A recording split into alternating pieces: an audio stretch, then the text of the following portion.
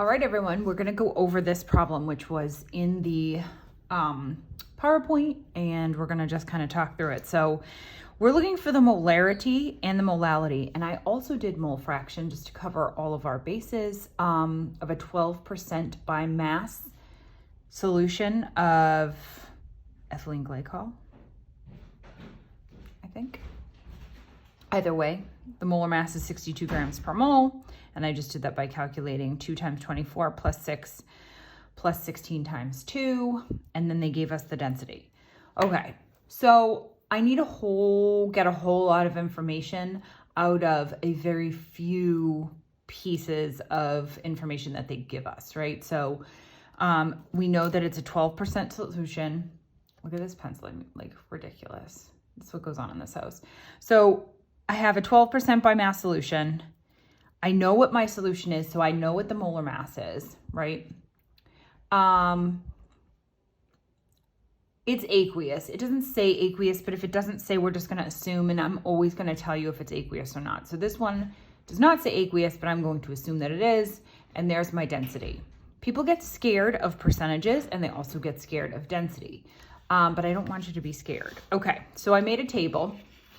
I'm going to move my... All right, so there's my table, and I put a whole lot of stuff in there, but we start out with basically a blank table. What can I get from I'm gonna cover up the rest of this so it's not too confusing. So I have a 12% solution. What does that mean? It's by mass. So what that means is I have 12 grams of solute over 100 grams of solution. When you see a percent, this is what I want you to do. I want you to say, oh, it's 12%. I'm going to write equals 12 grams solute, line, 100 grams solution, okay? Please keep in mind that my solute plus solvent is equal to my solution. And so what I did is I just put 12 in my mass of solute because that's what this number gives us. It doesn't matter what that number is. It could be 52. It could be 6. It doesn't matter. If it was 52, you'd put 52 here. If it was 6, you'd put 6 here, right? And I know that I have 100 grams overall, so my solution is overall. So I'm going to throw that 100 grams there. So that's what I can get out of that 12% that they gave us, okay? So now I'm going to cover that with my crazy face. I have this in my table. That's it, 12 grams and 100 grams. And I'm also going to put my density in here just so I put that data somewhere. Okay, so first I'm going to solve for molarity because that's what it asked for. All right, so I'm going to cover all this craziness and I will post a picture of this whole thing when I'm done. All right, so the molarity is moles of solute over liters of solution. So if I go back to my table, what I need is moles of solute and I need liters of solution. Okay, so I can get my moles of solute because I have my mass of solute, right? So I drew this little arrow to show you that I can get this box filled using my molar mass, right? So that's what I'm going to do first. So my moles of solute, my numerator is going to be my 12 grams, which is what I got from my percent. And then 62 is my molar mass. So I'm dividing, grams cancel, I end up with moles. I boxed that in and I filled it in and boxed it here. So you can kind of see where that came from, right? So it's here and I put it right there. Okay. So now I have my numerator of my molarity calculation, right? I have my moles of solute, that's done. Now I just need liters of solution. So how am I going to do that? Well, what do I have of solution? So I have 100 grams and I have my density. So what I'm going to do is I'm going to convert grams to liters of solution. And I'm going to do that by using the density. So I have my 100 grams. I put my grams on the bottom, so I'm dividing by the density, and then I'm just converting from milliliters to liters. All right, and there I get my volume of solution. So then I go up to my table and I put it right here, and I boxed it in so you can see where it came from. Well, now I have both my numerator and my denominator for my molarity calculation. So I have moles over liters There's my molarity. Okay. We take this one step at a time. Okay. Now I want to find my molality. So the first thing I want to do is define what the heck molality is. Molality with an L is moles of solute over kilograms of solvent. Good news, you guys, we have this number. We solved for it in the first part. Hooray, it's already there. It's already in my table. So I have this. Okay, so if I have the numerator, right, I need kilograms of solvent. All right, so how do I find this? You know, there's nothing in here. How do I find mass of solvent? Because that's what kilograms is, it's a mass. Okay, so if I know that solute plus solvent equals solution, if I subtract 12 from 100, that will give me my grams of solvent. So that's what I'm going to do. So I take 100, there we go, 100 grams of solution minus my 12 grams of solute, I get 88 grams of solvent. And I put this crazy wavy box around it so you can see where I got that in the table, okay? All right, well now I just have to convert that, right, to kilograms. So I'm gonna do that now. Move this, there we go. Okay, so I have 88 grams. I know that there are 1,000 grams in a kilogram. So there is my kilograms of solvent, okay? So now I had my moles. I just got my kilograms. So to find the molality, I'm just gonna do moles over kilograms and I get 2.2 molo. And I have like a fancy M. And there we have it, okay? All right. So this question didn't ask for it, but I'm gonna do it anyways. What if, that is not my work, that is scribbles. What if I need the mole fraction? What the heck is a mole fraction? So the mole fraction is this chi symbol or this like fancy X. We have moles of solute over total moles. That's what we need for the mole fraction. Good news, you guys, we have this numerator again. We had found that in the first question. So I need total moles. All right. So I need to look here and see how I can find total moles. So what I will need is moles of the solution. I don't have that.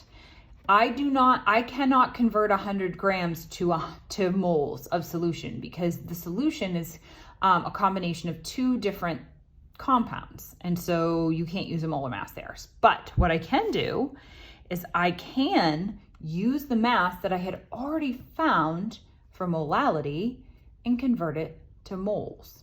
So because I know that I had water, I can find, so moles of solution is going to be moles of solute plus moles of solvent plus moles of solute. Well, we have this. That's my little check mark saying I got that already.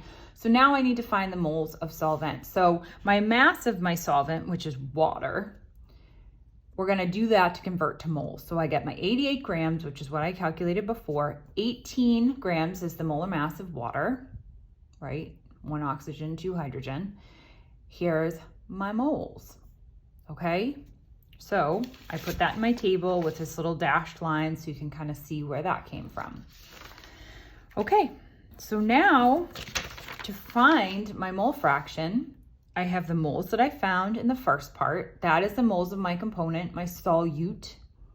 And then I'm just gonna add them up to get total moles on the bottom. So I had 4.89, which is what I found for solvent.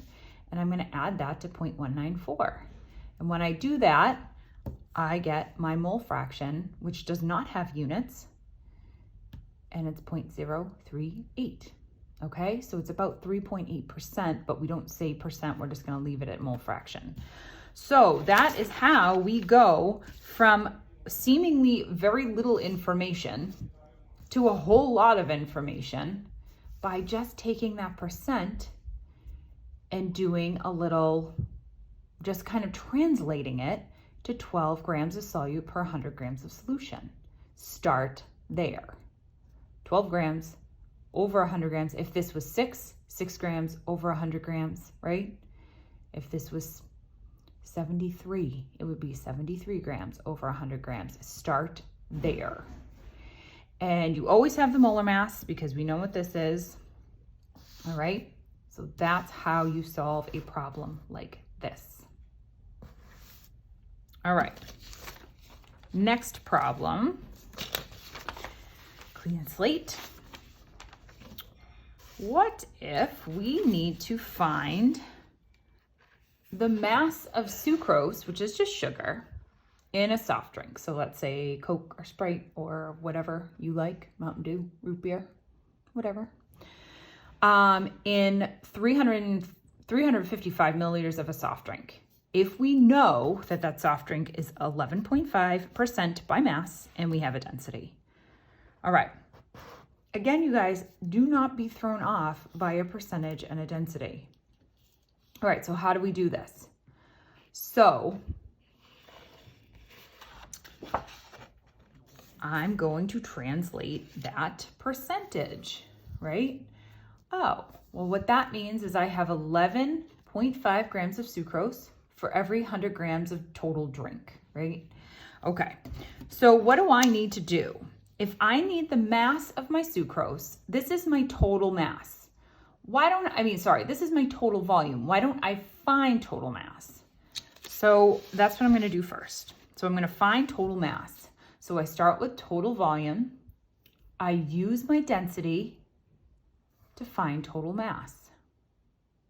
Okay, easy. We're all done. Okay, now I'm going to set up a proportion. There's many ways you can think about doing this, but I do like to kind of set it up in a proportion because I feel like this is math that we can all kind of digest and that is familiar. So what my percentage said was I have 11.5 grams per 100 grams of drink. So I have 11.5 grams of sucrose per 100 grams of drink. That's what my percentage told me, right? All right, well, I just figured out that I have a total mass of 368, right? Because I just converted from volume of my soft drink. So I know that this is my total mass. So what this is saying is I'm just scaling this up. So I'm saying if I had 100, I'd have 11.5. If I have 368.49, what would my grams of sucrose be? So you cross multiply. So I took 11.5 times this number, right? And then I did 100 times X, which we didn't know. To get it by X by itself, I multiplied this one times this one and divide by that one. It's just cross multiplication there. And I get my grams of sucrose. So again, this just represents a scale up. Like if you were doing a recipe and you wanted to double that recipe, right? And you were saying, okay, well, this makes 100 grams of cookies. I want 368.5 grams of cookies. How much sugar should I add? If I made 100 grams of cookies, I had to add 11.5 grams of sugar. Yikes. If I made 368.5 grams of cookies, you would have to add 42.4 grams of sugar. And I probably wouldn't, this probably wouldn't taste that good. But either way, that's what you're doing. So let's say, what if I had asked you, that we're just going to turn this around and go backwards. What if we had that same soft drink, except I knew it was 11.5% by mass of my sucrose. I had the same density, but the problem gave us that we had 42.4 grams of sucrose and I wanted total volume, right? Which I didn't add there, but that's what I'm looking for.